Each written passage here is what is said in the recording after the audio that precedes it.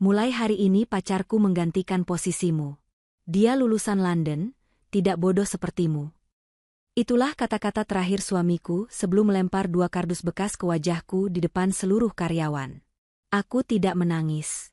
Aku hanya tersenyum. Karena dia lupa satu hal, tanpa istri bodoh ini, dia akan. Sebelum ceritanya dimulai, silahkan tulis di kolom komentar dari daerah mana saja teman-teman yang menonton cerita ini. Jangan lupa like dan subscribe agar channel ini bisa semakin berkembang dan bisa mempersembahkan cerita yang lebih menarik lagi. Suasana ruang rapat utama yang biasanya hening dan dingin mendadak berubah menjadi neraka yang mencekam. Pendingin ruangan yang disetel di suhu terendah, seolah tidak mampu meredam hawa panas yang memancar dari amarah Bagus. Sang direktur utama itu berdiri di ujung meja. Napasnya memburu, dan matanya menatap tajam ke arah wanita berhijab yang duduk tenang di ujung meja lainnya. Wanita itu adalah Camilla, istrinya sendiri, sekaligus manajer operasional yang selama ini menjadi tulang punggung perusahaan. Namun, hari ini, status dan harga diri Camilla sedang diinjak-injak tanpa ampun di hadapan seluruh staf inti perusahaan. Bagus baru saja menggebrak meja mahoni yang mengilap itu dengan keras, membuat cangkir kopi di atasnya bergetar dan menumpahkan sedikit isinya. Semua staf menunduk, tidak ada yang berani mengangkat wajah, takut terkena imbas dari ledakan emosi sang bos besar yang terkenal temperamental itu. Bagus menunjuk wajah Camilla dengan jari telunjuknya, sebuah gestur yang sangat kasar dan merendahkan. Suaranya menggelegar memenuhi ruangan, memantul di dinding-dinding kaca yang menjadi saksi bisu ketidakadilan itu.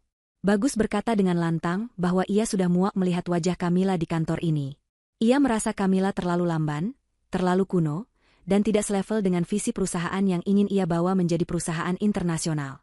Di sebelah Bagus, berdiri seorang wanita muda dengan pakaian yang cukup ketat dan riasan wajah yang tebal. Wanita itu adalah Maria. Ia berdiri dengan pose angkuh, melipat tangan di dada, dan memasang senyum miring yang penuh kemenangan. Maria menatap Camilla dari ujung kaki hingga ujung kepala dengan tatapan mencemooh, seolah Camilla adalah serangga yang mengganggu pemandangan.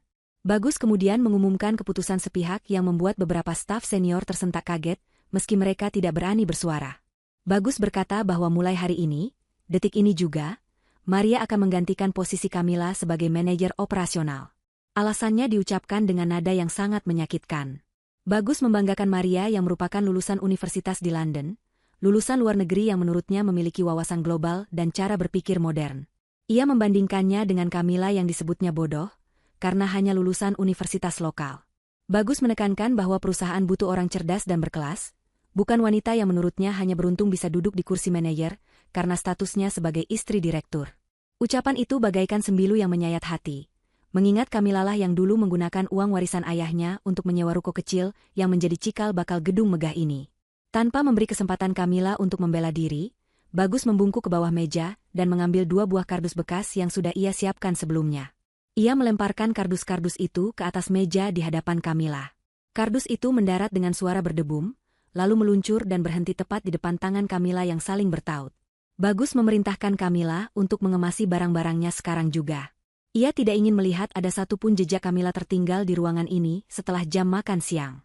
Bagus mengatakan bahwa ruangan kerja Camilla yang luas itu akan segera direnovasi sesuai selera Maria yang lebih elegan dan modern. Penghinaan itu dilakukan secara terbuka, telanjang, dan tanpa saringan. Para staf hanya bisa saling lirik dengan ekor mata, memendam rasa kasihan sekaligus ketakutan akan nasib mereka sendiri jika berani membela. Camilla menatap 2 kardus kosong di hadapannya. Hatinya tentu saja hancur, namun wajahnya tetap datar laksana permukaan danau yang tenang. Ia tidak menangis. Ia tidak berteriak. Ia tidak memohon. Reaksi tenang Camilla ini justru membuat Bagus semakin kesal karena ia mengharapkan drama. Ia ingin melihat Camilla hancur dan memohon-mohon di kakinya. Camilla perlahan berdiri dari kursinya. Gerakannya anggun dan terkontrol. Ia membetulkan letak jilbabnya sedikit, lalu meraih kardus-kardus itu. Dengan langkah tegap, ia berjalan menuju ruang kerjanya yang dibatasi dinding kaca, diikuti oleh pandangan mata seluruh peserta rapat. Bagus mendengus kasar dan kembali duduk, lalu mulai tertawa kecil bersama Maria, seolah mereka baru saja membuang sampah yang mengganggu. Di dalam ruang kerjanya, Camilla mulai memasukkan barang-barangnya. Ia tidak mengambil semuanya. Ia hanya mengambil barang-barang pribadi yang memiliki nilai sentimental. Foto almarhum ayahnya, sebuah pot kaktus kecil pemberian sahabatnya, dan buku catatan harian tua yang berisi ide-ide awal saat merintis perusahaan ini. Ia meninggalkan semua penghargaan, plakat, dan piala yang pernah ia raih atas nama perusahaan.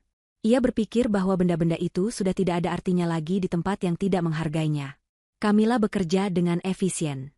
Tidak ada gerakan ragu-ragu.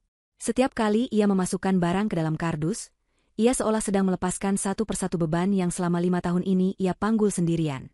Ia sadar bahwa selama ini ia terlalu sibuk menjadi otak di balik layar, membiarkan Bagus tampil sebagai wajah perusahaan, hingga Bagus lupa bahwa wajah itu tidak akan ada artinya tanpa otak yang menggerakkannya. Waktu terus berjalan. Jarum jam di dinding menunjuk pukul 12.30 tepat. Kardus-kardus itu sudah terisi rapi. Camilla mengangkat kedua kardus itu. Ia menatap sekeliling ruangannya untuk terakhir kali. Ruangan di mana ia sering lembur hingga pagi demi membereskan kekacauan yang dibuat Bagus. Ruangan di mana ia menyusun strategi agar perusahaan tidak bangkrut saat krisis. Kini, ia meninggalkan ruangan itu dengan perasaan lega yang aneh. Ia melangkah keluar. Saat melewati lobi, resepsionis yang sudah mengenalnya lama menatapnya dengan mata berkaca-kaca, seolah ingin bertanya apa yang terjadi. Camilla hanya tersenyum tipis, sebuah senyum yang sulit diartikan. Ia mendekatkan wajahnya sedikit ke arah resepsionis itu dan berbisik pelan agar siapkan tisu yang banyak, karena sebentar lagi akan ada orang yang menangis lebih keras daripada bayi. Setelah mengucapkan kalimat misterius itu, Camilla melangkah keluar dari pintu kaca otomatis, meninggalkan dinginnya AC kantor menuju panasnya matahari siang yang menyengat namun terasa membebaskan. Pukul 13 siang, matahari sedang berada di puncak keganasannya. Sinar terik itu memantul di atas aspal area parkir, menciptakan fatamorgana uap panas yang bergetar. Namun, bagi Camilla, panas itu tidak seberapa dibandingkan dinginnya perlakuan yang baru saja ia terima. Ia berjalan tenang menuju mobilnya, sebuah sedan keluarga yang ia beli dengan tabungannya sendiri, bukan fasilitas kantor. Ia membuka pintu belakang mobil, meletakkan 2 kardus berisi barang pribadinya dengan hati-hati. Setelah memastikan pintu tertutup rapat, ia berjalan memutari mobil dan duduk di kursi pengemudi. Begitu pintu mobil tertutup, suara bising ibu kota seketika senyap. Keheningan melingkupi dirinya. Di dalam ruang sempit itulah, Camilla menghela napas panjang, melepaskan sesak yang sejak tadi ia tahan di ruang rapat. Tangannya mencengkram setir mobil, bukan karena marah, tapi untuk menyalurkan getaran adrenalin yang masih tersisa. Ia menatap pantulan wajahnya di spion tengah. Wajah itu masih sama, tenang dan teduh dalam balutan hijab, namun sorot matanya kini berbeda. Tidak ada lagi sorot mata istri yang penurut dan selalu mengalah. Yang ada hanyalah tatapan tajam seorang wanita yang sudah selesai dengan segala bentuk kebodohan. Ia menyalakan mesin mobil. Suara deru halus mesin terdengar. Pendingin udara mobil mulai berhembus, menyapu keringat dingin di pelipisnya. Camilla meraih ponselnya, menonaktifkan notifikasi grup kantor, dan meletakkannya di kursi samping. Ia siap untuk pergi. Ia siap untuk memulai hidup baru di mana ia tidak perlu lagi menjadi bayangan bagi suami yang tidak tahu diuntung. Namun, baru saja ia hendak memindahkan persneling untuk mundur, dari kaca spion ia melihat pergerakan yang kacau di pintu lobi gedung. Pintu kaca itu terbuka lebar dengan kasar. Seorang pria berlari keluar dengan tergopoh-gopoh. Itu adalah Rio, asisten pribadi Bagus sekaligus asisten direktur. Rio berlari sekencang tenaganya, dasinya miring, dan kemejanya terlihat berantakan. Wajahnya pucat pasi seperti orang yang baru saja melihat hantu. Ia berlari menerobos panas terik matahari, matanya liar mencari-cari ke seluruh penjuru parkiran. Ketika matanya menangkap mobil Camilla yang mesinnya sudah menyala, Rio melambaikan tangannya dengan panik sambil berteriak. Meski suaranya tidak terdengar jelas dari dalam mobil yang tertutup rapat. Camilla melihat Rio berlari mendekat. Ia bisa saja langsung menekan gas dan pergi, tapi rasa penasaran membuatnya menahan kaki di pedal rem. Rio sampai di samping mobil Camilla dengan napas tersengal-sengal hebat. Ia memukul-mukul kaca jendela mobil dengan putus asa. Keringat bercucuran di dahinya. Camilla menurunkan kaca jendela mobilnya sedikit saja, cukup untuk mendengar suara Rio namun tidak cukup untuk membiarkan tangan pria itu masuk. Suara Rio terdengar parau dan penuh ketakutan. Rio memohon agar Camilla jangan pergi. Ia mengatakan bahwa gawat darurat sedang terjadi di lantai atas. Pak Bambang, klien paling penting yang memegang kunci proyek triliunan rupiah, sedang mengamuk di ruang rapat. Rio menjelaskan dengan napas yang masih memburu, bahwa Pak Bambang menolak mentah-mentah untuk berbicara dengan Bagus apalagi Maria. Pak Bambang hanya mau menandatangani kontrak jika Camilla yang melakukan presentasi dan menjamin kelancaran proyek tersebut. Pak Bambang tahu betul bahwa selama ini yang mengerjakan detail teknis dan memegang kendali kualitas adalah Camilla, bukan Bagus. Tanpa tanda tangan Kamila, Pak Bambang mengancam akan membatalkan kerjasama dan beralih ke kompetitor. Rio menyampaikan pesan dari Bagus, bahwa sang direktur memerintahkan Kamila untuk kembali ke ruangan rapat sekarang juga. Detik ini juga, untuk menyelamatkan muka perusahaan dan mengamankan kontrak tersebut. Rio menangkupkan kedua tangannya di depan dada, memohon belas kasihan Kamila karena jika kontrak ini batal, bonus tahunan seluruh karyawan termasuk dirinya akan hangus. Kamila mendengarkan semua penjelasan Rio dengan ekspresi datar. Tidak ada rasa panik, tidak ada rasa simpati. Ia teringat kembali kata-kata Bagus 1 jam yang lalu. Kata-kata yang menyebutnya bodoh, tidak kompeten, dan hanya beruntung. Sebuah senyum tipis dan dingin tersungging di bibir Kamila. Ia menatap Rio tepat di matanya. Dengan suara yang tenang namun menusuk, Kamila menitipkan pesan untuk Bagus. Ia berkata agar Rio menyampaikan pada direktur hebat itu bahwa wanita bodoh yang ia pecat ini sedang sibuk. Kamila mengatakan ia harus mencari masjid untuk sholat zuhur. Lalu setelah itu ia sibuk mencari pekerjaan baru, karena ia baru saja menjadi pengangguran. Rio ternganga mendengar jawaban itu. Ia hendak membuka mulut untuk memohon lagi, tapi Kamila sudah menaikkan kaca jendelanya kembali. Kaca gelap itu perlahan menutup, memisahkan dunia Kamila yang tenang dengan dunia Rio yang penuh kepanikan. Tanpa ragu lagi, Kamila menginjak pedal gas. Mobilnya melaju perlahan meninggalkan area parkir, meninggalkan Rio yang berdiri mematung di tengah asap knalpot dengan wajah putus asa. Di spion, Kamila melihat Rio merosot lemas, mungkin membayangkan amukan Bagus yang akan ia terima sebentar lagi. Kamila tidak peduli lagi. Ia menyalakan radio, memutar lagu kesukaannya, dan menyetir keluar dari gerbang gedung yang selama ini menjadi penjara emas baginya. Ia tidak menoleh ke belakang lagi. Di lantai atas gedung itu, badai baru saja dimulai, dan Kamila tersenyum karena ia bukan lagi orang yang harus membawa payung untuk melindungi Bagus dari hujan yang ia ciptakan sendiri. Keheningan di ruang rapat utama terasa begitu menyiksa, seolah-olah oksigen di dalam ruangan itu perlahan disedot keluar, meninggalkan rasa sesak yang mencekik leher setiap orang yang ada di sana. Rio melangkah masuk kembali ke dalam ruangan dengan langkah gontai, bahunya merosot turun seakan memikul beban dunia yang tak kasat mata. Wajahnya yang pucat pasi sudah cukup menjadi jawaban bagi Bagus, tanpa perlu satu patah kata pun terucap. Rio menggeleng pelan, sebuah gerakan kecil yang menghancurkan sisa-sisa harapan Bagus. Sang direktur itu merasakan darahnya mendidih naik ke kepala, membuat telinganya berdengung. Di ujung meja, Pak Bambang masih duduk dengan posisi menyandar santai namun, matanya memancarkan ketidaksabaran yang berbahaya. Jari jemari Pak Bambang mengetuk-ngetuk permukaan meja kayu dengan irama yang konstan, setiap ketukan terdengar seperti hitungan mundur menuju ledakan bom waktu. Bagus sadar ia tidak punya pilihan lain. Ia tidak bisa memaksa Kamila kembali secara fisik. Ia harus memainkan kartu terakhirnya, yaitu arogansi bahwa perusahaannya tetap bisa berjalan tanpa istrinya. Bagus memaksakan seulas senyum kaku di wajahnya, lalu menoleh pada Maria yang duduk di sampingnya.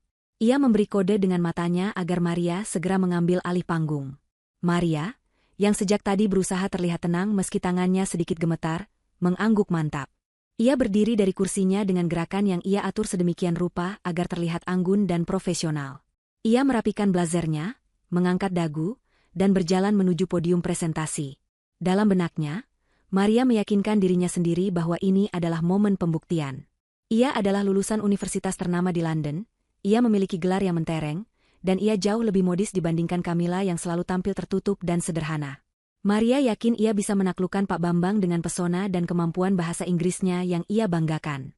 Ia menyambungkan kabel proyektor ke laptop perusahaan yang sebelumnya digunakan oleh Kamila. Layar besar di belakangnya berkedip, menampilkan logo perusahaan, dan Maria pun memulai kalimat pembukanya dengan aksen bahasa Inggris yang dibuat-buat agar terdengar canggih.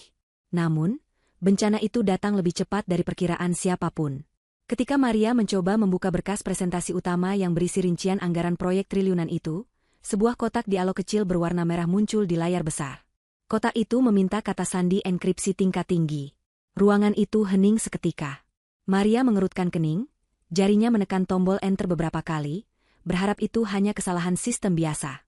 Namun, berkas itu tetap terkunci rapat. Keringat dingin mulai merembes di punggung leher Maria. Ia mencoba membuka folder lain, folder data klien, folder laporan bulanan, bahkan folder database pemasok.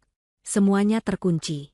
Setiap berkas penting yang dikerjakan Kamila selama 5 tahun terakhir dilindungi oleh sistem keamanan berlapis yang kodenya hanya ada di kepala Kamila. Bagus yang melihat kegugupan Maria mulai merasa panas dingin. Ia berbisik keras menyuruh Maria untuk membuka berkas cadangan. Tetapi Maria dengan panik berbisik balik bahwa ia tidak tahu di mana letak berkas cadangan tersebut, karena ia tidak pernah terlibat dalam operasional teknis sebelumnya. Pak Bambang menghentikan ketukan jarinya. Ia menegakkan punggung, menatap tajam ke arah layar yang menampilkan pesan akses ditolak. Lalu menatap Maria yang wajahnya kini semerah kepiting rebus. Dengan suara bariton yang berat dan mengintimidasi, Pak Bambang mulai mengajukan pertanyaan. Ia tidak bertanya tentang kata sandi. Ia bertanya tentang isi proyek. Pak Bambang meminta Maria menjelaskan proyeksi pengembalian modal untuk kuartal pertama jika bahan baku mengalami kenaikan harga sebesar 5%. Itu adalah pertanyaan teknis dasar yang seharusnya dikuasai oleh seorang manajer operasional. Maria ternganga. Mulutnya terbuka sedikit, namun tidak ada suara yang keluar. Otaknya kosong. Selama ini ia hanya tahu cara menghabiskan uang bagus, bukan cara menghitung risiko bisnis. Ia mencoba menjawab dengan berputar-putar menggunakan istilah bahasa Inggris yang tidak relevan, berharap bisa mengalihkan perhatian Pak Bambang dengan jargon-jargon kosong. Pak Bambang tertawa, namun tawa itu kering dan tidak mengandung rasa humor sedikitpun. Ia membanting pulpen mahalnya ke atas meja, membuat suara kelotak yang mengejutkan semua orang.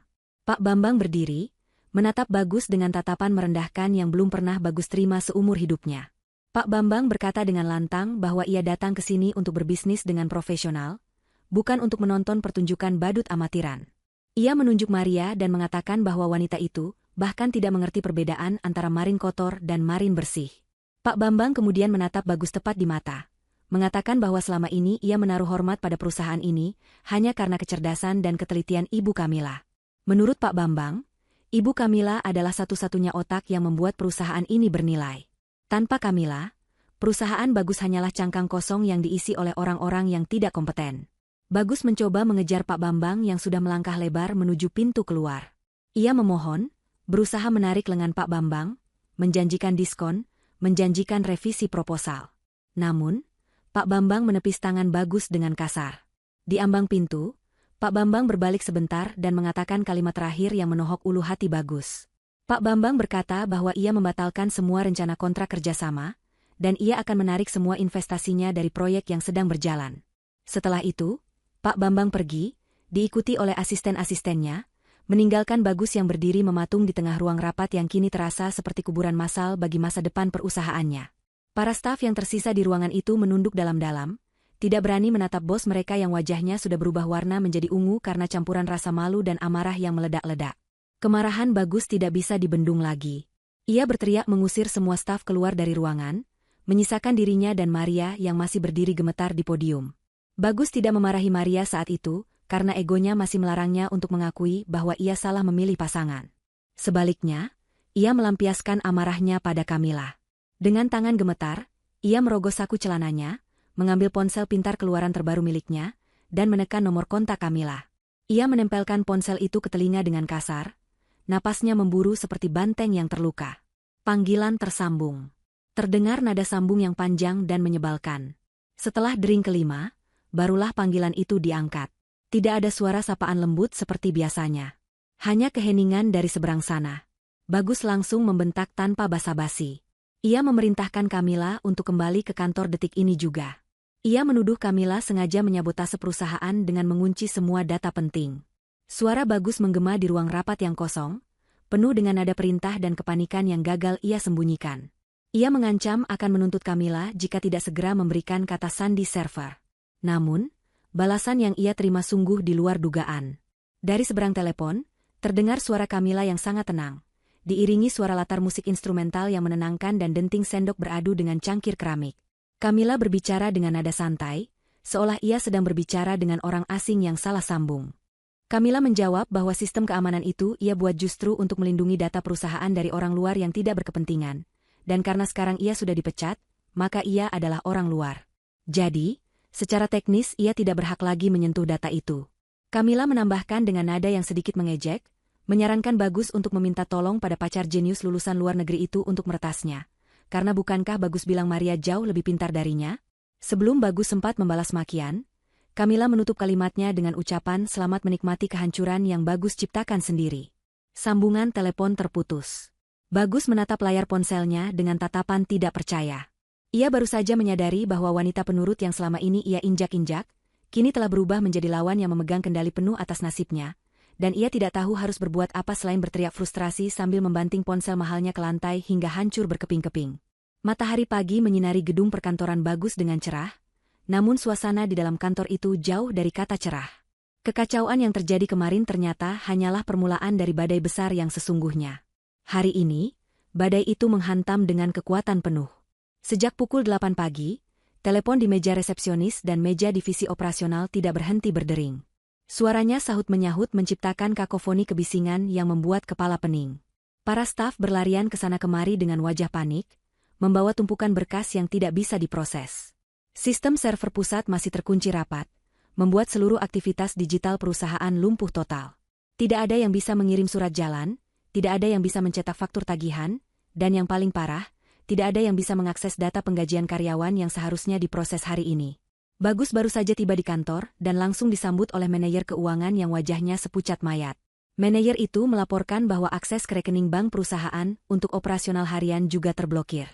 Ternyata, token perbankan dipegang oleh Camilla sebagai pemegang kuasa otorisasi sekunder, dan sistem BAN mendeteksi adanya upaya akses ilegal dari IP address yang tidak dikenal, yang kemungkinan besar adalah ulah Maria yang mencoba-coba login sembarangan kemarin sore. Akibatnya, pihak BAN membekukan sementara rekening perusahaan demi keamanan. Bagus merasa lututnya lemas. Tanpa akses ke rekening, ia tidak bisa membayar pemasok bahan baku yang truknya kini sudah antre di gudang menunggu pelunasan. Sementara itu, di ruang tengah divisi operasional, Maria sedang berusaha menunjukkan kekuasaannya. Ia merasa terhina dengan kejadian kemarin dan ingin membuktikan bahwa ia bisa memimpin. Namun, cara yang ia pilih adalah cara yang salah. Maria berdiri di tengah ruangan, berkacak pinggang, meneriaki para staf senior yang sedang sibuk menelepon pemasok secara manual. Ia memarahi Pak Soleh, kepala gudang yang sudah bekerja di sana sejak perusahaan masih berupa ruko kecil. Maria membentak Pak Soleh karena dianggap lamban dalam mengatur bongkar muat barang. Pak Soleh mencoba menjelaskan dengan sabar bahwa tanpa surat jalan dari sistem, mereka tidak bisa mengeluarkan barang karena akan menyalahi prosedur audit. Namun, Maria yang tidak mengerti alur kerja justru menuduh Pak Soleh membangkang dan bersekongkol dengan Camilla untuk menyulitkannya. Dengan arogansi yang meluap-luap, Maria menunjuk pintu keluar dan memecat Pak Soleh di tempat. Ia berteriak agar Pak Soleh angkat kaki jika tidak mau menuruti perintah atasan. Suasana mendadak hening. Semua staf menghentikan aktivitas mereka. Pak Soleh, yang dihormati oleh seluruh karyawan sebagai sosok ayah di kantor itu, menatap Maria dengan tatapan kecewa, lalu melepaskan kartu identitasnya dan meletakkannya di meja. Ia mengambil tasnya dan berjalan keluar tanpa sepatah kata pun. Tindakan Pak Soleh ini memicu efek domino yang tidak pernah dibayangkan oleh Maria maupun Bagus. Satu persatu staf lain, mulai dari admin logistik, staf pembelian, hingga office boy, melepaskan kartu identitas mereka. Mereka melakukan aksi mogok kerja spontan sebagai bentuk solidaritas pada Pak Soleh dan protes atas perlakuan tidak adil terhadap Bu Camilla. Dalam hitungan menit, lantai operasional kosong melompong. Mesin fotokopi berhenti berdengung, telepon dibiarkan berdering tanpa ada yang mengangkat. Kantor itu lumpuh total. Bagus menyaksikan semua itu dari balik pintu kaca ruangannya dengan horor. Ia berlari keluar, mencoba mencegah para karyawannya pergi, tapi tidak ada yang mendengarkannya. Wibawanya sudah runtuh. Ia menyadari bahwa kerugian hari ini saja sudah mencapai miliaran rupiah, karena denda keterlambatan pengiriman dan pembatalan pesanan. Ia harus menemukan Camilla. Hanya Camilla yang bisa membereskan kekacauan ini. Camilla yang bisa menenangkan pemasok, Camilla yang bisa membuka blokir bank, dan Camilla yang didengarkan oleh para karyawan. Ego Bagus terpaksa ia telan bulat-bulat demi menyelamatkan kapal yang sedang karam ini. Ia menyambar kunci mobilnya dan bergegas menuju rumah ibu mertuanya, tempat di mana ia yakin Camilla berada. Perjalanan ke rumah ibu Camilla terasa sangat lama karena macetnya jalanan ibu kota, menambah tingkat stres Bagus hingga ke ubun-ubun. Sesampainya di rumah sederhana namun asri itu, Bagus langsung melompat turun dari mobil. Ia menggedor pagar besi rumah itu dengan tidak sabaran. Camilla! Camilla! Keluar! Teriaknya seperti orang kesetanan. Tidak lama kemudian, pintu rumah terbuka. Namun, bukan Camilla yang keluar, melainkan ibu mertuanya. Wanita parubaya itu berjalan pelan mendekati pagar. Wajahnya tenang namun tatapannya dingin menusuk tulang, seolah ia sedang melihat orang asing yang tidak diinginkan. Ibu tidak membukakan pagar. Ia hanya berdiri di balik jeruji besi, membatasi jarak antara dirinya dengan menantunya yang kacau balau itu. Bagus memohon agar diizinkan masuk dan bertemu Camilla. Ia beralasan bahwa ini urusan darurat perusahaan dan hidup mati banyak orang. Namun, ibu menggeleng tegas. Dengan suara yang berwibawa, ibu mengatakan bahwa Kamila tidak ada di rumah. Dan kalaupun ada, Kamila tidak sudi menemui laki-laki yang telah membuangnya seperti sampah setelah habis manis sepah dibuang. Bagus mencoba mendesak, mengatakan bahwa ia adalah suami sah Kamila dan berhak bertemu. Mendengar itu, ibu tersenyum sinis.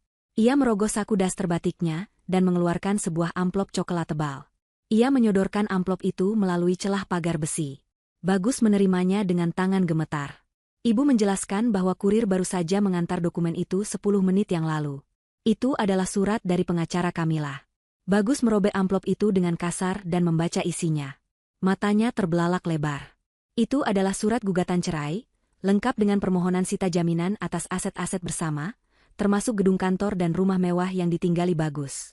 Di dalam surat itu juga terlampir bukti akta notaris lama yang selama ini Bagus lupakan, sebuah dokumen yang menyatakan bahwa 70% modal awal pendirian perusahaan berasal dari dana hibah ayah Kamila, yang artinya secara hukum, pemegang saham mayoritas yang sebenarnya adalah Kamila.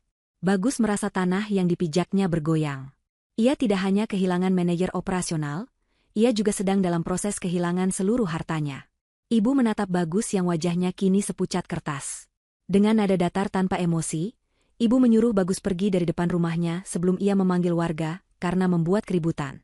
Ibu juga menambahkan satu kalimat yang membuat dada Bagus sesak, bahwa ayah Kamila dulu mempercayakan uang itu karena mengira Bagus adalah pria yang bertanggung jawab, tapi ternyata Bagus hanyalah parasit yang lupa diri.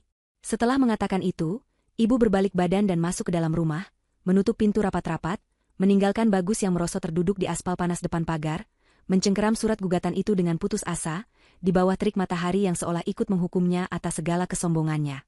Matahari sore mulai tenggelam di ufuk barat, melemparkan semburat jingga kemerahan yang menembus kaca jendela ruang kerja Bagus yang kini terasa seperti penjara. Bagus duduk terhenyak di kursi kebesarannya, menatap nanar surat gugatan cerai yang masih tergeletak di atas meja. Pikirannya buntu. Ia menyadari bahwa ancaman Kamila bukan sekadar gertakan sambal.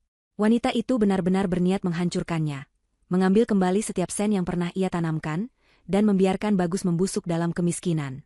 Namun, di tengah kepanikan itu, sifat manipulatif Bagus kembali muncul ke permukaan. Ia meyakinkan dirinya sendiri bahwa Kamila masih mencintainya. 5 tahun pernikahan tidak mungkin dihapus begitu saja hanya dalam 2 hari. Bagus berpikir bahwa kemarahan Kamila hanyalah bentuk lain dari rasa cinta yang terluka. Jika ia bisa membujuknya, memelas, dan memainkan peran sebagai suami yang menyesal, ia yakin hati Kamila akan luluh kembali. Bagus menyusun rencana. Ia harus menemui Kamila malam ini juga, bukan sebagai musuh, tapi sebagai kekasih yang merindu. Langkah pertama yang Bagus ambil adalah mengamankan posisinya dari gangguan Maria.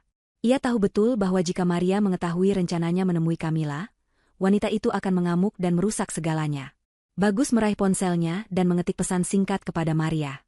Ia berbohong dengan lancar, mengatakan bahwa malam ini ia harus lembur sampai pagi untuk membereskan masalah server yang rusak dan melobi investor baru.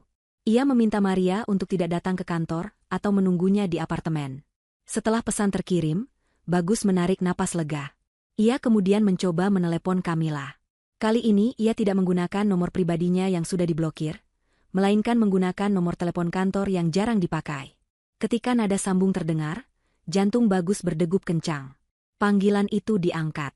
Suara Kamila terdengar dingin dan formal di seberang sana. Bagus langsung melancarkan serangannya. Ia tidak marah-marah, melainkan merendahkan suaranya menjadi getaran yang menyedihkan, memohon agar Kamila mau bertemu sebentar saja untuk makan malam terakhir sebelum mereka resmi berpisah. Ia menggunakan kartu, kenangan masa lalu, dan berjanji akan menandatangani apapun yang Kamila minta jika Kamila mau mendengarkan penjelasannya sekali ini saja. Di seberang telepon, Kamila diam sejenak. Keheningan itu membuat Bagus berkeringat dingin. Namun, akhirnya Kamila menyetujui ajakan itu. Kamila menentukan tempatnya. Sebuah restoran bernuansa klasik di pusat kota yang memiliki ruang privat, tempat di mana mereka dulu merayakan ulang tahun pernikahan pertama. Bagus bersorak dalam hati. Ia merasa kemenangannya sudah di depan mata. Ia segera bergegas pulang ke rumahnya, yang sebentar lagi mungkin akan disita, untuk berganti pakaian. Ia memilih kemeja terbaiknya, menyisir rambutnya dengan rapi, dan menyemprotkan parfum mahal yang dulu disukai Kamila. Ia ingin tampil sesempurna mungkin untuk mengingatkan Kamila pada sosok suami idaman yang dulu ia cintai. Bagus menatap cermin, melatih ekspresi wajah sedih dan penuh penyesalan, sebuah topeng yang akan ia kenakan sepanjang malam nanti demi menyelamatkan hartanya. Pukul 7 malam, Bagus tiba di restoran mewah tersebut. Suasana restoran itu temaram, diiringi alunan musik piano klasik yang lembut. Ia diantar pelayan menuju meja di sudut ruangan yang cukup privat, terhalang oleh partisi kayu ukiran yang artistik. Camilla sudah duduk di sana. Penampilannya membuat napas Bagus tercekat sejenak. Camilla mengenakan gamis berwarna biru tua yang elegan dengan jilbab sutra bermotif abstrak, yang membuatnya terlihat sangat berkelas dan berwibawa. Tidak ada jejak kesedihan atau mata sembab di wajahnya. Wajah itu bersinar, tenang, dan memancarkan aura kekuatan yang belum pernah Bagus lihat sebelumnya. Bagus mendekat, hendak meraih tangan Camilla untuk dicium. Namun Camilla menarik tangannya dengan halus dan mempersilakan Bagus duduk dengan gestur yang tegas. Penolakan halus itu sedikit menampar ego Bagus. Namun ia segera menepisnya dan memulai sandiwaranya. Makan malam itu berlangsung kaku. Bagus tidak menyentuh makanannya. Ia terus-menerus berbicara, mengeluarkan semua jurus rayuannya. Ia mengatakan betapa kosongnya rumah tanpa kehadiran Camilla. Ia mengatakan betapa berantakannya hidupnya tanpa bimbingan Camilla. Dengan air mata buaya yang dipaksa keluar dari sudut matanya, Bagus mulai merendahkan dirinya. Ia mengakui bahwa ia telah membuat kesalahan terbesar dalam hidupnya. Camilla hanya mendengarkan sambil mengaduk minumannya pelan, tatapannya tak lepas dari wajah Bagus, seolah sedang meneliti spesimen serangga yang menjijikan. Tiba-tiba, Camilla mengajukan satu pertanyaan kunci yang sudah ia siapkan. Dengan nada datar, Camilla bertanya tentang posisi Maria. Ia bertanya apakah Bagus benar-benar mencintai Maria, dan menganggap wanita itu lebih pintar darinya, seperti yang Bagus teriakkan di ruang rapat kemarin. Bagus merasa ini adalah ujian kesetiaan. Tanpa ragu sedikitpun, ia mengorbankan Maria demi tujuannya. Bagus menatap lekat mata Camilla dan berkata dengan suara yang ditekan agar terdengar meyakinkan. Ia mengatakan bahwa Maria tidak berarti apa-apa baginya. Bagus menyebut Maria hanyalah pelarian sesaat, seorang wanita bodoh yang tidak bisa melakukan apa-apa selain berdandan dan menghabiskan uang. Bagus bahkan menambahkan bahwa Maria tidak becus bekerja, otaknya kosong, dan ia sebenarnya muak dengan tingkah laku Maria yang kekanak-kanakan. Bagus bersumpah bahwa ia hanya mencintai Camilla, dan Maria hanyalah kesalahan yang sangat ia sesali. Ia berjanji akan memecat Maria dan mengusirnya dari kehidupan mereka jika Camilla mau kembali pulang dan mencabut gugatan cerainya. Bagus merasa jawabannya sangat sempurna untuk memenangkan hati istrinya kembali. Namun, Bagus tidak menyadari satu hal fatal. Sejak awal pembicaraan mereka, ponsel Camilla yang tergeletak di atas meja dengan layar menghadap ke bawah sedang dalam mode merekam. Dan lebih parahnya lagi, sebelum Bagus datang, Camilla telah mengirimkan lokasi terkini keberadaannya kepada Maria melalui pesan anonim dengan keterangan, "Pacarmu sedang makan malam romantis dengan istrinya di sini." Camilla tahu persis sifat Maria yang cemburuan dan impulsif. Camilla hanya tersenyum tipis mendengar pengakuan Bagus yang begitu lancar menghina selingkuhannya sendiri. Senyum itu membuat Bagus merasa di atas angin, mengira Camilla tersentuh. Bagus hendak memegang tangan Camilla lagi, ketika tiba-tiba terdengar suara langkah kaki sepatu hak tinggi yang menghentak keras di lantai marmer restoran, mendekat ke arah meja mereka dengan kecepatan penuh amarah. Sebelum Bagus sempat menoleh, sebuah tas tangan bermerek menghantam punggungnya dengan keras. Bagus terlonjak kaget dan hampir tersungkur dari kursinya. Ia berbalik dan melihat pemandangan yang paling ia takutkan. Maria berdiri di sana, wajahnya merah padam, matanya melotot nyaris keluar, dan napasnya memburu seperti banteng mengamuk. Maria telah mendengar sebagian percakapan terakhir karena ia sudah berdiri di balik partisi kayu sejak 1 menit yang lalu, mendengarkan bagaimana Bagus menyebutnya, wanita bodoh yang tidak berarti apa-apa. Keadaan menjadi kacau balau seketika. Pengunjung lain di restoran itu mulai menoleh, beberapa bahkan mengeluarkan ponsel untuk merekam keributan yang menjanjikan tontonan gratis itu. Camilla dengan tenang mengambil ponselnya, mematikan rekaman, dan menatap drama di hadapannya dengan kepuasan yang mendalam. Ia berkata pelan, menyapa Maria dengan ramah yang dibuat-buat, mengatakan bahwa ia senang Maria datang tepat waktu untuk mendengar kejujuran dari mulut Bagus sendiri. Maria tidak menggubris Camilla, kemarahannya terfokus sepenuhnya pada Bagus. Ia menjerit histeris, memaki Bagus sebagai pembohong besar, pria tidak tahu diri yang bermuka dua. Bagus panik setengah mati. Ia berdiri, mencoba menenangkan Maria, mencoba memegang bahu wanita itu, tapi Maria menampar pipi Bagus dengan sangat keras hingga suara, plak, menggema di seluruh ruangan restoran yang hening. Tamparan itu begitu kuat hingga meninggalkan jejak merah di pipi Bagus. Bagus yang merasa dipermalukan di depan umum, apalagi di depan Camilla yang ingin ia menangkan hatinya, kehilangan kendali. Ia mendorong Maria menjauh agar tidak memukulnya lagi. Maria terdorong ke belakang dan menabrak meja pelayan, menjatuhkan nampan berisi gelas-gelas kaca yang pecah berantakan di lantai. Suara pecahan kaca itu menjadi puncak kekacauan malam itu. Manajer restoran berlari mendekat bersama beberapa petugas keamanan, meminta mereka untuk berhenti atau akan dipanggilkan polisi. Di tengah keributan antara Bagus dan Maria yang saling teriak menyalahkan, Kamila perlahan berdiri. Ia merapikan jilbabnya, mengambil tasnya, dan meletakkan beberapa lembar uang di atas meja untuk membayar minumannya sendiri. Ia berjalan melewati pasangan yang sedang hancur itu. Saat melewati Bagus yang sedang sibuk menangkis serangan kuku Maria, Kamila berbisik pelan, mengucapkan terima kasih atas makan malam yang sangat menghibur, lalu ia melenggang pergi meninggalkan restoran itu dengan langkah ringan, meninggalkan Bagus yang terperangkap dalam neraka yang ia ciptakan sendiri. Pagi hari setelah insiden di restoran itu, suasana di kantor Bagus bukan lagi seperti tempat kerja profesional, melainkan lebih mirip medan perang pasca gencatan senjata yang gagal. Berita tentang keributan di restoran mewah, antara direktur utama dan manajer operasional barunya, telah menyebar dengan kecepatan cahaya melalui grup pesan singkat karyawan. Video amatir yang merekam saat Maria menampar Bagus dan Bagus mendorong Maria, hingga menabrak meja gelas kini menjadi tontonan wajib di sela-sela jam istirahat para staf. Wibawa Bagus sebagai pemimpin hancur lebur hingga ke titik nol. Tidak ada lagi staf yang menunduk hormat saat ia lewat. Yang ada hanyalah tatapan mencemooh, bisik-bisik di belakang punggung, dan tawa tertahan yang menyakitkan telinga. Bagus dan Maria datang ke kantor dengan kendaraan terpisah. Wajah Bagus terlihat kusut, matanya bengkak kurang tidur, dan bekas tamparan di pipinya masih terlihat samar meski sudah coba ia tutupi. Maria, di sisi lain, datang dengan mata sembab dan riasan yang berantakan, namun aura permusuhan masih menguar kuat darinya. Mereka tidak saling bicara. Komunikasi profesional di antara dua pimpinan tertinggi perusahaan itu putus total. Maria, yang merasa sakit hati karena disebut bodoh oleh Bagus, melakukan aksi mogok bicara namun tetap datang ke kantor hanya untuk menyabotase pekerjaan Bagus. Ia sengaja mengacak-acak jadwal pertemuan yang sudah disusun Bagus, membatalkan janji dengan klien-klien kecil yang tersisa tanpa sepengetahuan Bagus, dan mengunci diri di ruangannya sambil menangis atau berteriak-teriak di telepon dengan teman-temannya, menceritakan keburukan Bagus. Dampak dari perang saudara, ini terhadap operasional perusahaan sangat fatal. Staf yang masih bertahan karena butuh gaji kini tidak tahu harus melapor kepada siapa. Jika mereka melapor ke Bagus, Maria akan memarahi mereka. Jika melapor ke Maria, Bagus akan mengamuk. Akhirnya, para karyawan memilih sikap masa bodoh. Mereka datang, duduk diam di meja, bermain ponsel, dan membiarkan telepon dari pelanggan berdering tanpa henti. Pesanan-pesanan barang menumpuk di sistem email tanpa ada yang memproses. Keluhan pelanggan membanjiri media sosial perusahaan. Rating perusahaan di mesin pencari turun drastis menjadi 1 bintang dengan ratusan ulasan buruk yang masuk dalam waktu 24 jam. Investor-investor kecil yang memegang saham minoritas mulai panik dan menghubungi Bagus, menuntut penjelasan atas rumor kebangkrutan yang beredar, namun Bagus tidak punya jawaban apapun selain janji-janji kosong yang tidak dipercayai siapapun. Di tengah kehancuran yang semakin nyata itu, sebuah pukulan telah kembali menghantam Bagus dari arah yang tidak ia duga. Siang itu, Bagus sedang duduk sendirian di ruangannya, memakan nasi kotak yang ia beli sendiri karena office boy sudah berhenti melayaninya.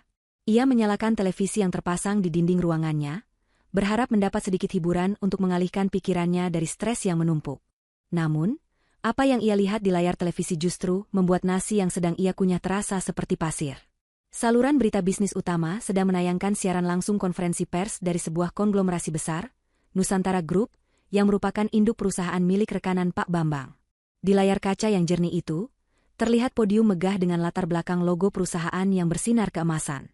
Ratusan wartawan berkumpul dengan kamera yang menyala. Juru bicara perusahaan mengumumkan penunjukan Chief Executive Officer, CEO, baru untuk memimpin ekspansi divisi logistik dan rantai pasok internasional mereka. Pintu di belakang podium terbuka, dan sosok yang melangkah keluar membuat Bagus tersedak makanannya sendiri. Itu adalah Kamila. Tapi bukan Kamila yang biasa Bagus lihat di rumah dengan daster atau pakaian sederhana. Ini adalah Kamila versi baru. Ia mengenakan setelan blazer kerja yang dirancang khusus, memadukan kesopanan wanita berhijab dengan ketajaman seorang eksekutif kelas dunia. Hijabnya tertata rapi dengan gaya modern yang memancarkan karisma. Wajahnya dipulas make-up natural yang menonjolkan ketegasan rahang dan kecerdasan matanya. Kamera menyorot wajah Kamila secara close-up. Ia berdiri di podium dengan percaya diri, tersenyum ramah namun penuh wibawa kepada para wartawan. Pak Bambang terlihat berdiri di sampingnya, bertepuk tangan paling keras dengan wajah bangga, seolah Kamila adalah aset paling berharga yang berhasil ia temukan. Dalam pidato sambutannya, Camilla berbicara dengan artikulasi yang jelas, bahasa tubuh yang luwes, dan visi yang tajam. Ia memaparkan rencana strategisnya untuk membawa perusahaan tersebut menguasai pasar Asia Tenggara dalam 1 tahun ke depan. Tidak ada sedikit pun keraguan dalam suaranya. Ia terlihat seperti seorang ratu yang sedang duduk di singgasananya yang sah. Bagus terpaku menatap layar. Ia melihat wanita yang 2 hari lalu ia sebut bodoh, dan ia usir dengan 2 kardus bekas. Kini sedang dipuja-puja oleh dunia bisnis nasional sebagai talenta terbaik tahun ini. Di bagian bawah layar televisi, running text atau tulisan berjalan menampilkan berita utama. Ibu Camilla resmi ditunjuk sebagai CEO baru Nusantara Logistics. Saham perusahaan induk naik 15% pasca pengumuman. Ironi itu begitu menyakitkan hingga Bagus merasa dadanya sesak. Sementara saham perusahaan Bagus terjun bebas menuju kebangkrutan karena ditinggalkan Camilla, saham perusahaan lain justru melonjak naik hanya karena kehadiran Camilla. Bagus menyadari bahwa selama ini, nilai sesungguhnya dari perusahaannya bukanlah gedung, bukan sistem, dan bukan dirinya, melainkan Camilla. Dan sekarang, nilai itu telah pindah ke tangan orang lain, membawa serta keberuntungan dan kesuksesan yang seharusnya menjadi milik Bagus. Tiba-tiba pintu ruangan Bagus terbuka kasar. Maria masuk dengan membawa tablet di tangannya. Ia juga baru saja melihat berita itu. Maria terlihat marah, tapi kali ini ada ketakutan di matanya. Ia menunjuk layar televisi dan berteriak pada Bagus. Bertanya bagaimana mungkin wanita, kampungan, itu bisa menjadi CEO perusahaan raksasa. Maria menuduh Bagus sengaja membiarkan Camilla pergi agar bisa sukses sendirian. Tuduhan yang tidak masuk akal itu memicu pertengkaran hebat lagi. Bagus yang sudah lelah mental dan fisik akhirnya meledak. Ia berdiri, membanting sisa makan kotaknya ke lantai, dan berteriak pada Maria untuk diam. Ia mengatakan bahwa semua ini terjadi karena kebodohan Maria yang sok tahu dan arogansi dirinya sendiri yang mendengarkan hasutan Maria. Suara teriakan mereka terdengar sampai keluar ruangan. Para staf yang tersisa hanya menggelengkan kepala. Beberapa dari mereka mulai mengemasi barang-barang pribadi, sadar bahwa kapal ini sudah benar-benar karam. Tidak ada gunanya bertahan di perusahaan yang dipimpin oleh 2 orang yang saling menghancurkan, sementara di luar sana, mantan pemimpin mereka yang sebenarnya sedang terbang tinggi meraih bintang. Bagus kembali menatap layar televisi, di mana Camilla sedang bersalaman dengan para investor asing. Di mata Bagus, senyum Camilla di layar itu seolah sedang mengejeknya. Sebuah senyum kemenangan yang menegaskan bahwa Camilla tidak pernah membutuhkan Bagus, tetapi Baguslah yang selama ini bernapas dari paru-paru Camilla. Dan kini, napas itu telah dicabut paksa, meninggalkan Bagus terengah-engah menuju kematian karir dan kehidupannya. 1 bulan setelah Camilla resmi menjabat sebagai pemimpin tertinggi di perusahaan kompetitor, roda nasib berputar dengan kecepatan yang mengerikan bagi Bagus dan perusahaannya. Camilla tidak hanya duduk diam menikmati jabatan barunya, ia bergerak dengan strategi yang dingin dan terukur, layaknya seorang jenderal perang yang tahu persis di mana letak kelemahan benteng musuh. Sebagai CEO baru di Nusantara Logistics, langkah pertama yang diambil Camilla adalah melakukan pembersihan piutang perusahaan.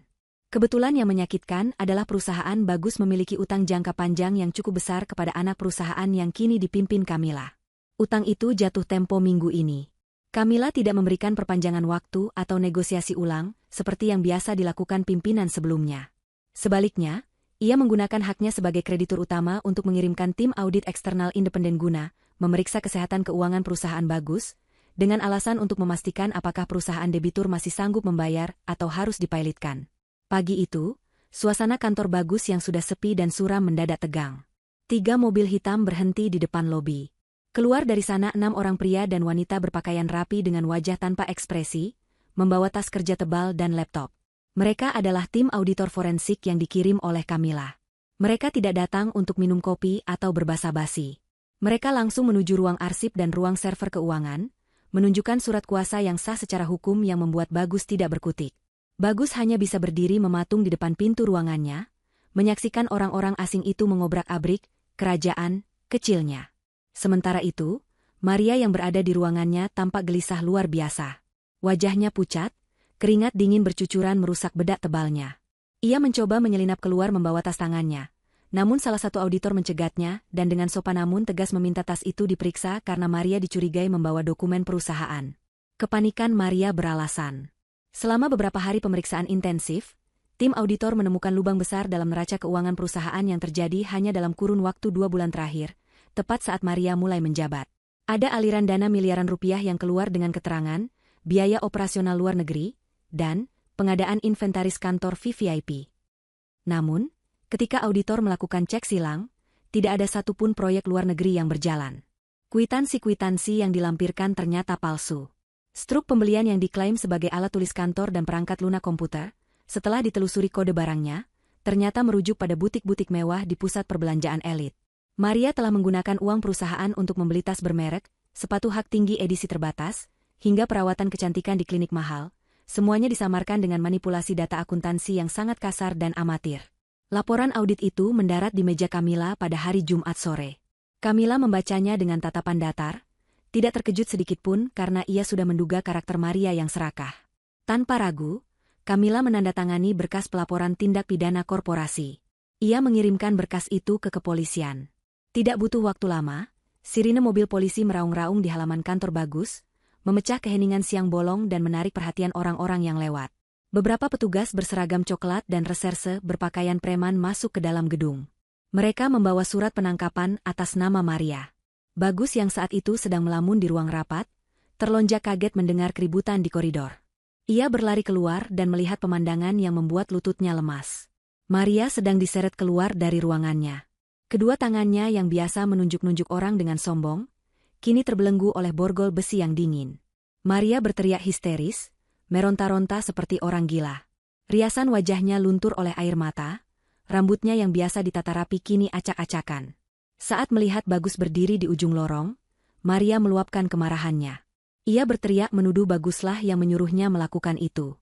Ia berteriak bahwa ia mengambil uang itu karena Bagus tidak mampu membelikannya barang mewah lagi. Teriakan Maria menggema, menjadi tontonan gratis bagi sisa-sisa karyawan yang belum mengundurkan diri. Mereka menatap adegan itu dengan tatapan jijik sekaligus puas. Bagus hanya bisa diam, lidahnya keluh. Ia tidak bisa membela Maria karena bukti-bukti yang ditunjukkan polisi sangat kuat dan tak terbantahkan. Ia melihat wanita yang demi dirinya ia rela membuang istri sebaik Camilla, kini diseret seperti kriminal kelas teri. Polisi membawa Maria masuk ke dalam mobil patroli. Maria masih terus berteriak memaki nama Bagus dan Camilla, hingga pintu mobil ditutup. Mobil itu melaju pergi, meninggalkan debu dan rasa malu yang tak tertahankan bagi Bagus. Setelah polisi pergi, ketua tim auditor menghampiri Bagus. Dengan nada dingin, ia menyerahkan salinan laporan yang menyatakan bahwa perusahaan Bagus kini dinyatakan insolvent atau tidak mampu bayar, dan adanya unsur pidana penggelapan membuat posisi Bagus sebagai direktur utama berada di ujung tanduk. Bagus bisa ikut terseret ke penjara jika terbukti lalai dalam pengawasan. Bagus terduduk lemas di lantai lobi yang kotor. Ia menyadari bahwa ia sendirian sekarang. Tamengnya sudah hilang, hartanya habis dikerogoti tikus yang ia pelihara sendiri, dan reputasinya hancur lebur. Di kejauhan, di gedung pencakar langit yang megah, Camilla mungkin sedang menyesap teh sorenya sambil melihat laporan penangkapan ini, memastikan bahwa keadilan telah ditegakkan dengan cara yang paling menyakitkan. Minggu-minggu berlalu setelah penangkapan Maria, kehidupan Bagus berubah drastis menjadi mimpi buruk yang tak berujung. Berita tentang penggelapan dana di perusahaannya membuat semua kreditor panik. Bank-bank yang dulu berlomba-lomba menawarkan pinjaman kini datang, seperti burung nasar yang siap mematuk bangkai. Mereka menyita semua aset pribadi Bagus yang dijadikan jaminan utang perusahaan. Rumah mewah 2 lantai di kawasan elit tempat ia dan Camilla dulu tinggal, kini telah dipasangi plang besar bertuliskan, disita bank. Bagus dipaksa angkat kaki hanya dengan membawa beberapa koper pakaian. Mobil sport kesayangannya ditarik oleh Leasing di tengah jalan saat ia sedang menuju kantor, memaksanya pulang naik ojek online dengan menahan malu yang luar biasa. Kartu kreditnya semua diblokir. Saldo di rekening pribadinya dibekukan untuk proses penyelidikan aliran dana Maria. Bagus benar-benar jatuh miskin dalam sekejap mata. Kini, Bagus tinggal di sebuah kamar kos sempit di gang belakang area perkantoran, tempat yang lembab dan bau apek, sangat jauh dari standar hidup mewahnya dulu. Ia tidur di kasur busa tipis yang membuatnya sakit punggung setiap pagi. Makanannya bukan lagi steak atau sushi, melainkan mie instan atau nasi bungkus termurah yang bisa ia temukan. Perusahaannya masih ada secara fisik, tetapi sudah mati suri. Listrik di gedung kantor sudah diputus karena menunggak 3 bulan, sehingga Bagus harus bekerja di siang hari dengan mengandalkan cahaya matahari yang masuk dari jendela, berkeringat di dalam ruangan tanpa AC. Karyawan yang tersisa hanyalah 1 orang satpam tua yang kasihan padanya, dan 1 staf admin magang yang belum tahu cara mengundurkan diri. Bagus menghabiskan hari-harinya menelepon siapa saja yang ia kenal, memohon pinjaman atau investasi, namun semua nomor kontaknya entah tidak aktif atau langsung memutus sambungan begitu mendengar suaranya. Di titik terendah dalam hidupnya, secercah harapan semu muncul. Seorang pengacara dari firma hukum ternama menghubunginya. Pengacara itu mengatakan mewakili seorang klien anonim, seorang investor misterius yang tertarik membeli perusahaan Bagus. Meskipun perusahaannya hancur, investor itu katanya tertarik pada lisensi ekspor-impor perusahaan Bagus yang masih berlaku dan jaringan distribusinya yang lama. Penawaran harganya sangat rendah, jauh di bawah nilai pasar sebenarnya, bahkan nyaris hanya cukup untuk melunasi sisa utang Bagus ke bank agar ia tidak dipenjara karena pailit. Namun bagi Bagus, ini adalah tali penyelamat. Ia tidak punya posisi tawar. Jika ia tidak menjual sekarang, ia akan membusuk di penjara karena utang. Dengan tangan gemetar, Bagus menyetujui penawaran itu. Ia merasa lega. Setidaknya ia bisa bebas dari jeratan hukum dan memulai hidup baru, meski dari nol. Hari penandatanganan akta jual beli pun tiba. Pertemuan dijadwalkan di kantor pembeli, sebuah gedung pencakar langit paling modern dan mewah di pusat bisnis ibu kota. Bagus datang dengan menggunakan taksi. Ia mengenakan setelan jas terbaiknya yang tersisa, meskipun jas itu kini terlihat agak longgar karena berat badannya turun drastis akibat stres, dan ada sedikit noda di kerahnya yang tidak bisa hilang. Saat ia melangkah masuk ke lobi gedung mewah itu, ia merasa sangat kecil. Lantai marmer yang berkilauan, resepsionis yang cantik dan ramah, serta aroma pengharum ruangan yang elegan, semuanya mengingatkannya pada masa jayanya dulu, masa yang ia hancurkan sendiri. Resepsionis mengarahkannya ke lift khusus eksekutif menuju lantai paling atas, penthouse office. Jantung Bagus berdegup kencang saat lift meluncur naik dengan kecepatan tinggi. Ia membayangkan siapa sosok penyelamat ini. Mungkin seorang konglomerat tua yang baik hati, atau rekan bisnis lamanya yang masih peduli. Pintu lift terbuka, langsung menghadap ke sebuah ruang tunggu yang sangat luas dengan pemandangan langit kota Jakarta yang menakjubkan. Seorang sekretaris mempersilakan Bagus masuk ke ruang utama direksi. Ruangan itu sangat besar, didominasi oleh kaca dan perabot kayu minimalis yang sangat mahal. Di tengah ruangan, ada sebuah kursi kerja besar yang membelakangi pintu, menghadap ke jendela besar yang menampilkan panorama kota. Sosok yang duduk di kursi itu tidak terlihat, hanya sandaran kursi kulit yang tinggi yang tampak. Pengacara yang sudah menunggu di sana menyodorkan berkas tebal di atas meja. Ia meminta Bagus membaca sebentar dan langsung menandatangani di bagian yang sudah ditandai. Bagus tidak banyak membaca detailnya, ia hanya ingin ini cepat selesai. Ia mengambil pena, tangannya sedikit gemetar, lalu membubuhkan tanda tangannya di atas materai. Selesai, kata pengacara itu dingin. Perusahaan ini sekarang resmi milik klien saya. Bagus menghela napas panjang, beban ribuan ton serasa diangkat dari pundaknya.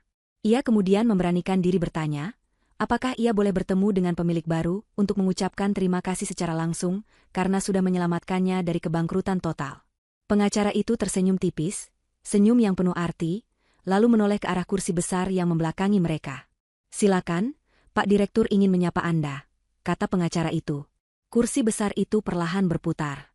Jantung Bagus seakan berhenti berdetak. Waktu seolah membeku. Sosok yang duduk di sana bukanlah konglomerat tua, bukan pula teman lama. Itu adalah Kamila, istrinya. Wanita yang ia buang. Kamila duduk dengan postur yang sangat berkuasa, mengenakan busana kerja desainer ternama, wajahnya bersinar penuh percaya diri dan dominasi. Ia menatap Bagus bukan dengan kemarahan, melainkan dengan tatapan kasihan yang merendahkan, seolah menatap pengemis di pinggir jalan. Bagus ternganga, suaranya tercekat di tenggorokan. Ia tidak percaya bahwa malaikat penolong yang membeli rongsokan perusahaannya adalah wanita yang dulu ia sebut bodoh. Kamila meletakkan sikunya di meja, menautkan jari-jarinya, dan tersenyum tipis. Senyum yang sama misteriusnya dengan senyum saat ia meninggalkan kantor Bagus di bab 1. Selamat datang di kantorku, Pak Bagus. Suara Kamila terdengar jernih dan berwibawa, memantul di dinding-dinding kemewahan itu. Atau haruskah kupanggil Pak Mantan Direktur? Bagaimana rasanya menjual harga dirimu dengan harga diskon? Pertanyaan itu menampar wajah Bagus lebih keras daripada tamparan fisik manapun. Ia menyadari bahwa ia baru saja menyerahkan sisa-sisa hidupnya ke tangan orang yang paling ia sakiti, dan kini ia berdiri tanpa daya di hadapan ratu yang sesungguhnya, menunggu vonis apa yang akan dijatuhkan padanya. Bagus ingin lari, ingin menghilang di telan bumi, tapi kakinya terpaku di lantai mahal itu, terkunci oleh tatapan tajam Kamila yang kini memegang kendali penuh atas nasibnya. Suasana di dalam ruangan direksi yang luas itu terasa begitu mencekam, seolah waktu telah berhenti berputar dan seluruh oksigen tersedot keluar, menyisakan kehampaan yang menyesakkan dada. Bagus berdiri terpaku, lututnya gemetar hebat hingga ia harus berpegangan pada pinggiran meja kayu mahoni agar tidak ambruk ke lantai. Di hadapannya, duduk sosok yang selama ini ia anggap remeh, Sosok yang ia pikir tidak akan bisa bertahan hidup tanpa dirinya. Kamila duduk di kursi kebesaran itu dengan aura yang sama sekali berbeda dari wanita yang dulu menyambutnya pulang kerja dengan secangkir teh hangat.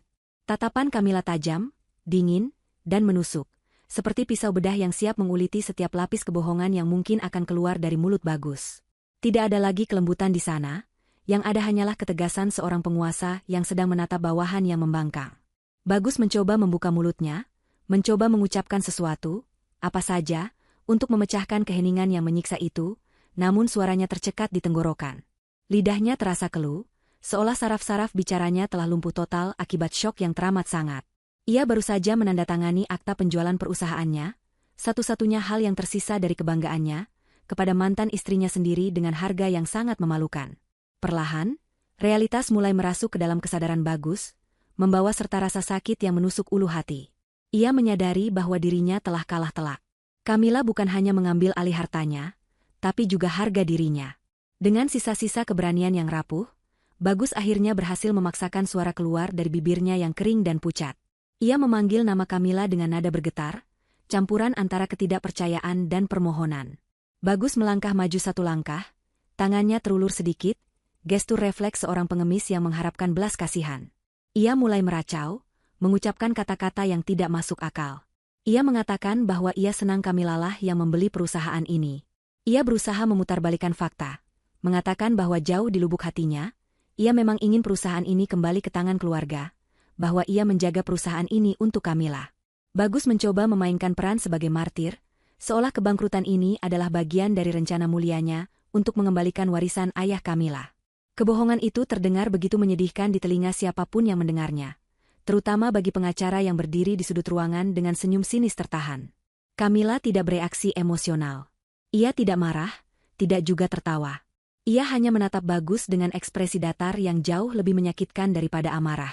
Dengan gerakan pelan dan elegan, Kamila mengangkat tangannya, memberi isyarat agar Bagus diam. Seketika itu juga, Bagus mengatupkan mulutnya rapat-rapat, tunduk pada perintah tanpa kata itu. Kamila kemudian mulai berbicara. Suaranya tenang, rendah, namun setiap suku katanya terdengar jelas dan penuh penekanan. Ia mengatakan bahwa ia tidak membeli perusahaan ini karena ia peduli pada Bagus. Ia juga tidak membelinya karena sentimentalitas pernikahan mereka yang gagal. Kamila menjelaskan dengan dingin bahwa ia membeli perusahaan ini karena ini adalah warisan ayahnya yang telah Bagus hancurkan. Ia membelinya untuk menyelamatkan nama baik ayahnya, bukan untuk menyelamatkan Bagus. Kamila menyebutkan angka nominal harga beli yang baru saja Bagus tanda tangani, lalu membandingkannya dengan nilai perusahaan saat Bagus pertama kali mengambil alih. Penurunan nilainya mencapai 90%. Kamila menyebut Bagus sebagai manajer terburuk yang pernah ia kenal, seseorang yang diberi emas namun mengubahnya menjadi debu hanya dalam waktu 5 tahun. Mendengar penghinaan yang disampaikan dengan data dan fakta itu, pertahanan Bagus runtuh. Ia tidak bisa lagi berpura-pura tegar atau bersandiwara sebagai pahlawan kesiangan. Ia jatuh berlutut di atas karpet tebal yang melapisi lantai ruangan itu. Air mata mulai mengalir dari matanya, bukan air mata buaya seperti saat di restoran, melainkan air mata ketakutan yang murni. Bagus menyadari bahwa ia tidak punya apa-apa lagi. Tidak ada rumah, tidak ada mobil, tidak ada pekerjaan, dan sekarang tidak ada uang karena hasil penjualan perusahaan habis untuk membayar utang pribadi. Ia memohon kepada Kamila. Ia bersujud, meminta belas kasihan. Bagus memohon agar Kamila memberinya kesempatan kedua. Ia rela melakukan apa saja. Ia rela menjadi staf biasa, menjadi sopir, atau bahkan office boy, asalkan ia bisa tetap bekerja di perusahaan ini dan mendapatkan gaji untuk makan. Ia berjanji akan berubah, akan menjadi suami yang baik jika Kamila mau menerimanya kembali. Ia mengungkit-ungkit masa lalu, kenangan manis saat mereka baru menikah, mencoba menyentuh hati Kamila dengan nostalgia basi. Kamila menatap laki-laki yang sedang bersimpuh di kakinya itu. Dulu, ia memandang laki-laki ini sebagai imam, sebagai pelindung, sebagai cinta sejatinya. Namun sekarang, yang ia lihat hanyalah sosok menyedihkan yang tidak memiliki tulang punggung. Kamila berdiri dari kursinya, berjalan perlahan mengitari meja besar itu, dan berhenti tepat di depan Bagus. Ia menunduk sedikit, menatap mata Bagus yang basah. Kamila mengingatkan Bagus pada satu kejadian spesifik.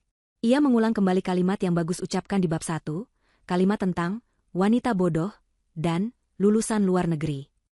Kamila bertanya dengan nada menyindir, di mana si lulusan luar negeri yang cerdas itu sekarang? Kenapa Bagus tidak meminta tolong padanya? Pertanyaan itu menampar Bagus kembali ke realitas pahit tentang Maria yang kini mendekam di penjara. Camilla kemudian menegakkan tubuhnya kembali, menarik napas panjang seolah sedang membuang udara kotor dari paru-parunya. Tanpa mengalihkan pandangannya dari Bagus, Camilla membungkuk sedikit ke bawah meja kerjanya. Ia menarik keluar 2 buah benda yang sudah ia persiapkan sejak ia memutuskan untuk mengakuisisi perusahaan ini. 2 buah kardus bekas. Kardus yang sama persis, lusuh dan coklat, seperti yang dilemparkan Bagus padanya beberapa minggu lalu. Camilla melemparkan kardus-kardus itu ke hadapan Bagus. Kardus kosong itu mendarat dengan suara ringan namun, efeknya bagaikan hantam palu godam di hati Bagus. Camilla berkata dengan suara lantang dan final. Ia memerintahkan Bagus untuk berdiri. Ia mengatakan bahwa perusahaan ini sekarang adalah miliknya, dan ia memiliki kebijakan ketat untuk tidak mempekerjakan pengkhianat, pencuri, atau orang yang tidak kompeten. Bagus memenuhi ketiga kriteria tersebut. Camilla memberikan waktu 5 menit bagi Bagus untuk membereskan sisa harga dirinya, jika masih ada, dan keluar dari gedung ini selamanya. Bagus menatap kardus kosong itu dengan tatapan kosong. Karma telah datang padanya dalam bentuk yang paling puitis dan kejam. Ia teringat betapa arogannya ia saat melempar kardus ke wajah Camilla di depan para staf. Kini, ia merasakan sendiri betapa sakitnya diperlakukan seperti sampah yang tidak diinginkan. Namun, Camilla belum selesai. Sebelum Bagus sempat berdiri, Camilla menambahkan satu informasi terakhir yang menjadi paku penutup peti mati mental Bagus. Camilla bercerita bahwa tadi pagi, ia mendapat telepon dari rutan wanita. Maria menelepon kantor Camilla, karena nomor Bagus sudah tidak aktif. Memohon-mohon agar disampaikan pesan pada Bagus untuk membayar uang jaminan pembebasan bersyaratnya. Camilla tersenyum miring saat menceritakan itu. Ia berkata pada Bagus bahwa ia sudah menyampaikan pesan, manis, pada Maria. Camilla memberitahu Maria bahwa Bagus sudah bangkrut, jatuh miskin, dan tidak punya uang sepeser pun.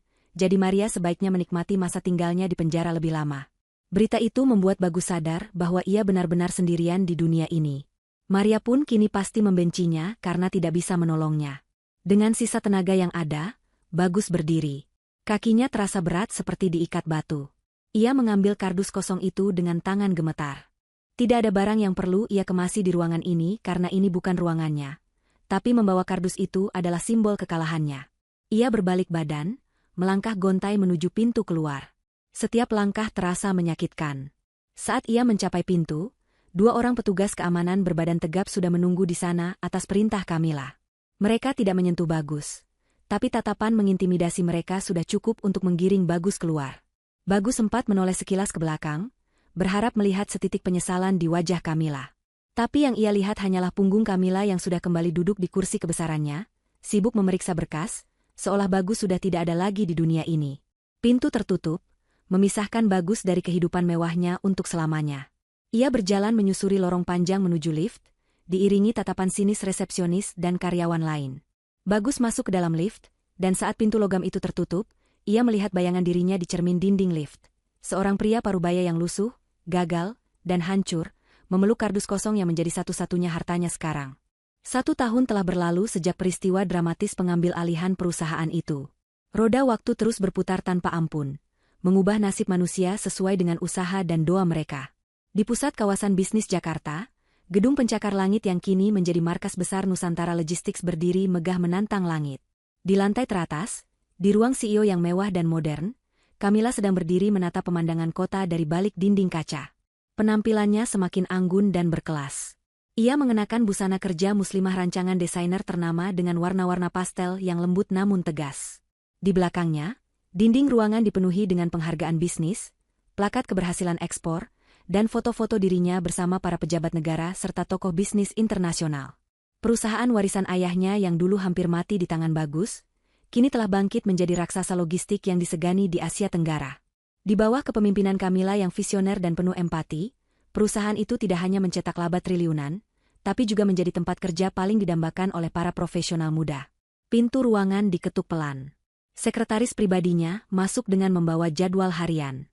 Camilla berbalik dengan senyum ramah yang tulus. Senyum yang mencerminkan kedamaian hati dan kebahagiaan sejati. Sekretaris itu melaporkan bahwa Pak Bambang sudah menunggu di ruang rapat VIP untuk makan siang bersama, dan setelah itu ada jadwal wawancara eksklusif dengan majalah bisnis terkemuka untuk edisi Wanita Paling Berpengaruh tahun ini. Camilla mengangguk dan mengucapkan terima kasih.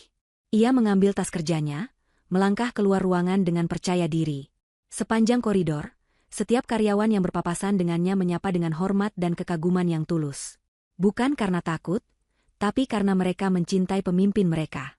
Camilla sering turun langsung ke lapangan, mendengarkan keluhan kurir, memberikan bonus yang adil, dan menciptakan lingkungan kerja yang manusiawi. Ia membuktikan bahwa kesuksesan tidak harus diraih dengan cara menginjak orang lain, tapi bisa diraih dengan merangkul dan membesarkan bersama. Hidup Camilla kini penuh warna, dikelilingi oleh keluarga besar yang mendukungnya, sahabat-sahabat yang setia, dan tim yang solid. Ia telah menemukan kembali dirinya yang sempat hilang, dan versi dirinya yang sekarang jauh lebih kuat dan bersinar. Kontras dengan kehidupan Camilla yang gemerlap, di pinggiran kota Jakarta yang padat dan kumuh, di sebuah kawasan pergudangan tua yang panas dan berdebu, nasib Bagus terpuruk di dasar jurang. Matahari siang itu menyengat kulit tanpa ampun. Bagus sedang duduk di bangku kayu reot di sebuah warung makan Tegal, warteg, yang sempit dan pengap. Kemejanya yang dulu selalu licin dan wangi, kini terlihat kusam, kusut, dan ada noda keringat yang menguning di bagian ketiak. Ia bukan lagi seorang direktur. Ia kini bekerja sebagai staf administrasi gudang level terendah di sebuah perusahaan ekspedisi kecil.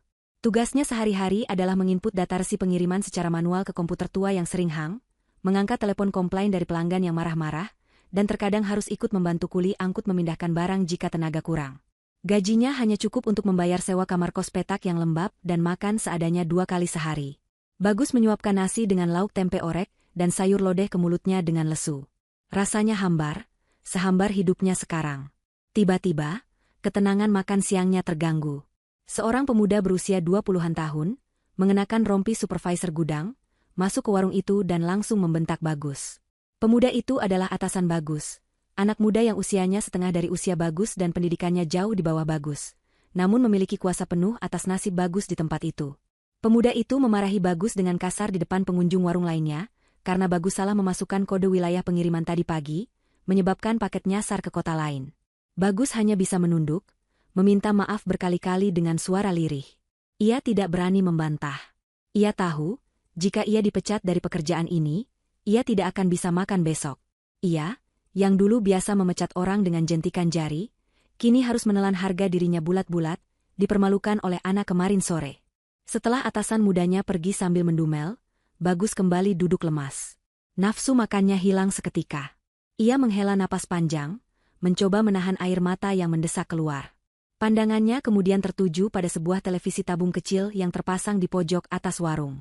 Televisi itu sedang menayangkan program bincang-bincang bisnis siang hari. Di layar yang sedikit bersemut itu, muncul wajah yang sangat ia kenal. Wajah yang setiap malam menghantui mimpi-mimpinya dengan rasa penyesalan. Itu Camilla. Mantan istrinya sedang diwawancarai sebagai narasumber utama. Di layar televisi, Camilla terlihat begitu cantik dan berwibawa. Tulisan di bawah layar berbunyi, Camilla, CEO of the Year, membangun kerajaan bisnis dengan hati dan integritas. Bagus terpaku menatap layar. Ia melihat Camilla tersenyum saat menjawab pertanyaan pembawa acara tentang kunci kesuksesannya. Camilla menjawab bahwa kunci kesuksesannya adalah kesabaran, kejujuran, dan keberanian untuk meninggalkan hal-hal toksik yang menghambat pertumbuhan diri. Jawaban itu menohok jantung Bagus. Ia tahu persis siapa hal toksik yang dimaksud. Pengunjung warung lain mulai berkomentar, memuji kecantikan dan kepintaran ibu yang ada di TV itu.